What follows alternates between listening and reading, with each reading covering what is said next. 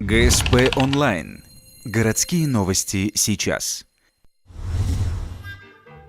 Пятница, 11:00. В Центре немецкой культуры проходит предновогоднее представление. За основу взята сказочная история. Снегурочка хотела приблизить праздник и перевела стрелки часов. Об этом узнала хранительница времени и наказала девочку. Она заколдовала окна и главный символ праздника – елочку. Чтобы вернуть все на свои места, приходится выполнить несколько заданий. В этом помогают серый волк, красная шапочка, овечки и даже ведьма.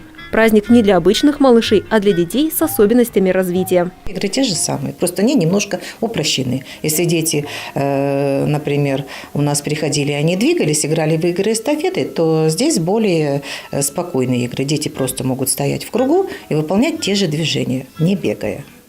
Любая сказка заканчивается хорошо. Вот и сегодняшняя не стала исключением. Успешно преодолев все задания, волшебство снято. В конце традиционное зажигание огней на елке и подарки от старого доброго Дедушки Мороза. Но для этого детям приходится рассказать о своих добрых делах за этот год. В награду все ребята получают сувениры и сладости.